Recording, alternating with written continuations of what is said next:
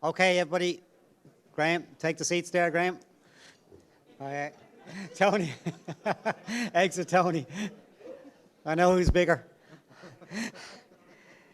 Okay, welcome back, everybody. And look, we've had quite a challenging day. I know everybody's probably feeling the pace of it all, and quite a lot of information we've had.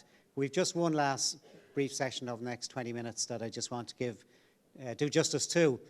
So at the back of the room, we have a number of people who will have presented previously to us, and they are working with us on the lived experience group and some policy issues from the various departments, and Eamon from the HSE. And I've asked each of them just individually in no more than 2 minutes to just summarise from their perspective what they've heard today, where they think we're at, what is an issue that's most prominent for them. So literally 2 minutes, and I'm going to walk through firstly to Carl, please. Thanks, Ron. Thanks, Paul.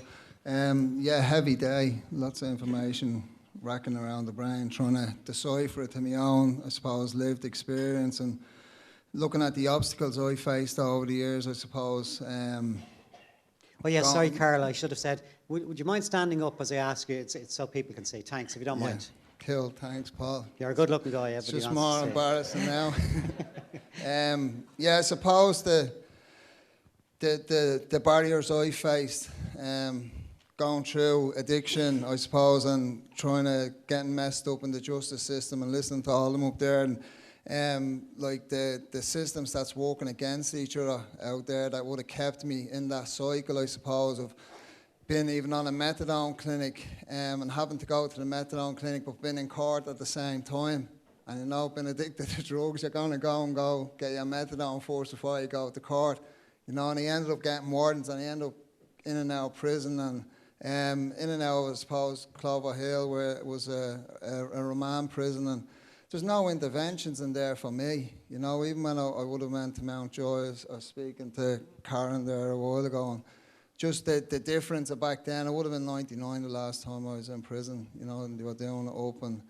There was no interventions for me back then, you know, and it was great to see the projects up there, and they were saying that the flaws are there, you know, the projects are great, that they're really helping people, but there's barriers there stopping people getting into these projects, you know. And for me, if I was a citizen, that's what I'd be looking at. I'd be looking at removing the criteria of people actually availing of these amazing projects that they have out there. And we were just talking as well, and I'll finish on this, that if you are willing to do a project like this and you're doing up an annual plan and you're putting it in, it's hard to deter away from it. It's hard to deter away in that annual plan. If someone presents to you, and I've had experience that young people have presented to me looking for help with drug intimidated death, drug addiction, mental health, trauma, and I need to deter them away. I can't work with them. How can I justify it? I can work with them off the books, but I can't actually work with this young person intensively to give them the help and support that they need. And I'll be looking to bridge them out to other projects,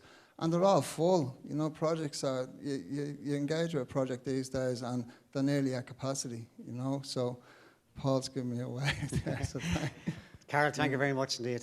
And again. And next I'll go to equally good looking Fionn. Yeah, go ahead, Fionn. Starting my stopwatch now. So we've dealt with so many things over the last day. It's really hard to collate my thoughts, but I'm going to just kind of sum up what I've heard and what I think myself, that so far we've gone away from questioning the health approach model, where a lot of people would come at it with a lot of reticence and a lot of, reluctance to approach drug issues from a health-based approach, and now we're gone to the situation where people are starting to question the criminal justice approach. They're starting to question the morality of a society where the most deprived areas have the most problems with drug use, and they're not getting any of the resources, but they're still getting all of the criminal justice sanctions applied to them. I can see everybody here, and so many people are questioning, is this right? Is this moral? Is this the way to go forward? And I know my own self, I've lost a brother to a drug-related death, and he couldn't go to the health system because there weren't the resources, and when he did go, it was even more traumatic for him than staying away from it. And then he ended up passing away. And I would just want to say that, how much more can this be kicked down the road? We talked about delays, we've talked about can-kicking exercises and reports sitting on shelves and all of these different things. As well as that, we're looking at drug use at an entirely different way now. We're looking at drug use from the perspective of people who've used drugs, from the recreational aspect, which would be, you know, as the student perspective that I can represent, to the more problematic aspect. And people now are starting to realise, and this is a phrase that I really love, how can you look down on a drug user through a pint glass? How can you say that, you know, these drugs over here are good, these drugs over there are bad? And this is what I can see among all of the people here today who've expressed their views, from the experts, from the ordinary members of this assembly. And like, just going over all of these notes, there's so much that I want to say, but like, we're thrusting children deprived of development and resources into an expensive, unequal and hostile society. Young people are overworked for little reason, and they're overlooked for little more than their name or their postcode. And this is driving some of the inequality that is causing some of these things. Now, this is just a collation of what I've seen, and I'm just on my time now, so thank you very much. Certainly, well done. Thank you. And next is Shannon, who has presented previously in a very brave way to us. Shannon. Well, now, what I'm after taking from today, see, I'm really angry at the kind of justice system anyway, so I don't really have much positive kind of things to say. Since I'm a child, the justice system has been against me. The guards, the courts, the judges. I had a judge that won't even ever say my second name because I'm a traveller. I was falsely arrested only a few weeks ago. I haven't committed a crime since 2016. The Garda Commissioner and stuff is onto it. But I was listening to which guard up there saying stuff about like, oh, if decriminalisation, stopping and searching and stuff. I think why lots of them guards don't want to do that, so they won't be able to harass them and pick on people. Because that's all they do the whole time. They're on about organised crimes, this, organised crime, that. And I'm not saying every single guard. But loads of guards are Septs. They're an organised gang. Them themselves is an organised gang. And I don't know what's going to go on to fix this, because whatever is going on here, the government don't know how to fix it. People don't know how to fix it. I don't know what's going to happen, but something needs to be done because the whole country's up in a heap. Okay. That's all I have to say. Sorry. Just before Andy does get up, though, I do feel the need. We can't just generally refer to Garda Síochána as an organised crime. So let's just keep things in context, please. And I appreciate Shannon. Sorry, I'm just getting slagged here because of my height, so, you know, nothing out there. Now we can see it. I know. I share your pain. Yeah. It's okay. Look, I haven't got Andy. much time, so I think there's been a couple of comments around that we don't target people in addiction, and that maybe the possession of drugs isn't really a big issue. It is. We have people being targeted on a weekly basis, people who are young people who are in recovery, people who are currently taking drugs, people who are taking drugs recreationally. So let's not kid ourselves and think that that's not a problem. There's a lot of talk around the Portuguese model today, and there was some suggestions that it's not working, or that it's been suggested by other people that it's a panacea, and it's not. And I would just like to say, like, the people responsible for drugs policy in Portugal do not claim criminalisation, because it's not presented as a solution to drug-related crime. It's intended to end the harm associated with dependent drug use, which it has done. But we'll always get the view that the decriminalisation may be the problem causer, and we have to look at what the current problem is, you know. We're always presented with the problem that the crucial element of decriminalisation is going to lead to an increase in drug use.